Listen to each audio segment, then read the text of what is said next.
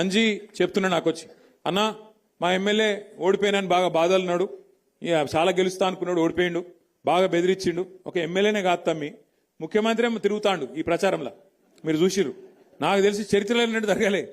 పంచాయతీ ఎలక్షన్ల, సర్పంచ్ ఎలక్షన్ల ముఖ్యమంత్రి తిరగంగా నేనైతే ఎప్పుడు చూడలే.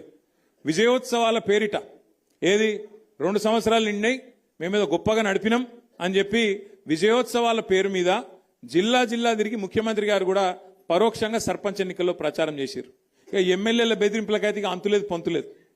గెలిపియపోతే చూస్తున్నారు మీరు, ఎమ్మెల్యేలు స్పీచ్లే ఇస్తాను ఓపెన్గా, ఇండ్లియా నా ఇంటి ముంగటికి వస్తే మెడల్ బట్టి నూకుతా అని చెప్పి వాళ్ళు మాట్లాడుతూ ఉన్నారు. అట్లా బెదిరించింది. ఇక కొన్ని దగ్గరలో అయితే ఇంకా అన్యాయం. నిన్న నేను సూర్యాపేట జిల్లాకు పోయినా, నల్గొండ జిల్లాకు పోయినా, అక్కడైతే అన్యాయం. ఒక సోదరుడు మల్లయ్య యాదవ్ గారని ఆయన మీద దాడి చేసి కిరాతకంగా హత్య చేసి చంపేసిండ్రు.